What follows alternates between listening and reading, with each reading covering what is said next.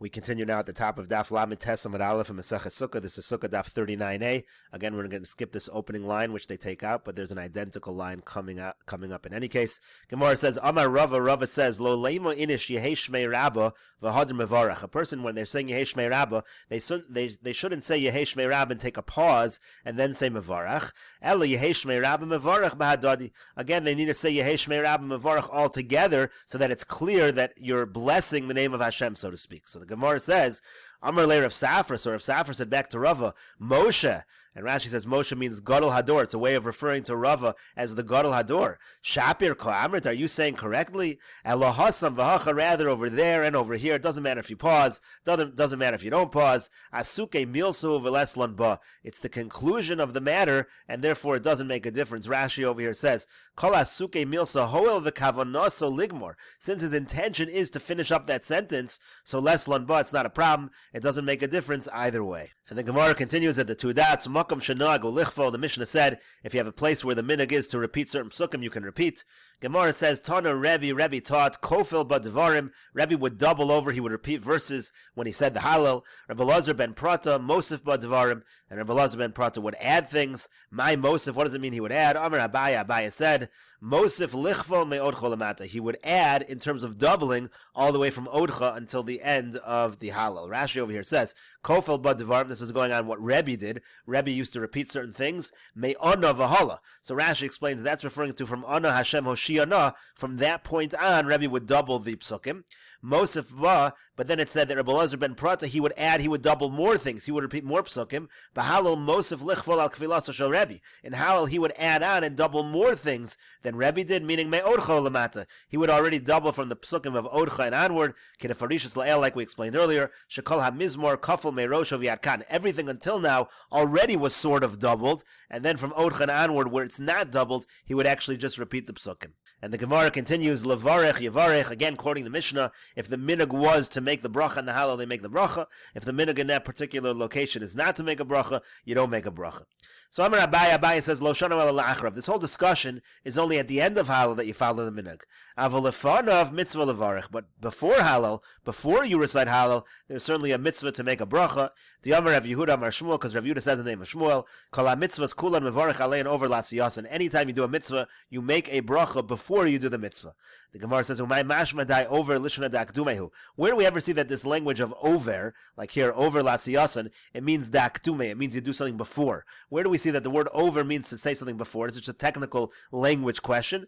Gemara says, Damar Rav Nachman bar Yitzchak, because Rav Nachman bar Yitzchak says, Tichsiv, the pasuk says, Vayoretz achimatz derech hakikar, vayavor es hakushi. It says that achimatz, he passed up the kushi, which is exactly what that means. He went in front of him. You see that they're using the word vayavor as in front. Abaya Amr Mehach, Abaya says it's from here, from a different pasuk. Vu avar lefneim, again a pasuk that indicates going in front of. And then V'boy same, if you want, I could say another source. Mehacha from here. Vayavor malkam lefneim, the king went in front of them. V'Hashem barosham, and Hashem was at the head, was at the front. Again, all of these psukim mean that the word vayavor in these psukim means that it's going in front or going ahead. And the Gemara continues with the Mishnah, Halokeach lulav mechaveiro b'shvius. Let's say a person purchases a lulav from his friend during the Shemitah year, so no sein lo esrog b'matana. The seller should give the esrog as a gift, l'fishayin rashay lelocho b'shvius, because a person is not allowed to buy the esrog from his friend on the Shemitah year. Now Rashi over here explains, we're talking specifically where the buyer is not an Am Haaretz, but the seller is an Am Haaretz, as the Gemara will explain. There's a problem of buying peiros shvius from Amei Haaretz. You're not allowed to buy peiros of the Shemitah year from Amei Haaretz, and therefore the esrog, which is peiros shvius, it's fruits of shvius, it's a problem to purchase it, so it's better if he gives it as a gift. And the Gemara will explain what happens if the Am Haaretz doesn't want to give it as a gift. The Gemara says, Lo ratza liton lo matana mahu. What if the seller, the Am Haaretz, doesn't want to give the esrog as a gift? So what is the buyer supposed to do? So the Gemara says, Amar Rav Huna says, Mavliya le demei esrog belulav.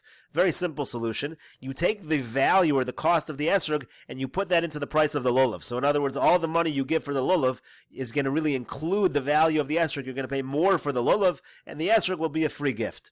So the Gemara says, "V'leisav le'behadya." But what's the problem over here? Why not just sell the esrog directly? There's no problem in general of selling fruits of shvius. So why is it a problem for the Amoritz to sell the esrog to the person who's not an Amoritz? So the Gemara says, "L'fi she'ein mosrin to me'peiros shvius la'amoritz." The reason is because we don't give the money that is in exchange for the fruits of shvius. We're not allowed to give that to an Amoritz. It's okay to give it to somebody who knows the laws and keeps the laws of Shemitah, but to give money that was used to buy peiros shvius to an Amoritz is a problem. The Tanya, as we learned in a Brisa, ein mosrin demei peiros shvius li'amoritz. You're not allowed to give the money that's used to buy peiros shvius to an amoritz. Yoser mimazon shalosh seudos. If it's more than the value that can be used to purchase 3 meals meaning for Shabbos, via maser. And if a person forgets and he does give money of peiros shvius to an amoritz, yomer harimos halalu yumechulalin al peiros sheyesh li b'soch beisi. He should say that the money that I gave him, I want to redeem their kedusha and put the kedusha on fruit that I have in my house. And Rashi over here explains, "Ein mosrin demei peiros the Torah amra lo'achla v'lo l'schora." The Torah says that when it comes to the fruit of the Shemitah year, you can consume the fruit, you're allowed to eat it, but you can't do business with the fruit. Shekol peiros shvius chayavin lehisbar b'shvius. Because the basic rule is all the fruits of shvius, you need to use them up during the Shemitah year, heinu demei, and then them and their money. In other words, you're allowed to sell a fruit of shvius, but that money that was used to purchase the peiros shvius has to be used up this year. You can't save that money. You're not allowed to do business in a fashion of profiting where you're trying to keep money for use after the Shemitah year or Lahashir in order to become wealthy. Now, Amei Aretz, they're suspect on this, meaning they would do business with peiros shvius in order to make profit, in order to save the money. They wouldn't just use the money right away. Therefore, we don't buy anything from them, meaning peiros shvius from them, at all, because we're afraid they're really doing it for profit. They're doing it to save the money. If it's more than the value of 3 meals, you're allowed to purchase from them the amount of money that it costs to buy 3 meals. It's possible he's using that to celebrate Shabbos for the meals of Shabbos, so that's allowed. Once we allow that value because of Shabbos, we allow that value the entire time.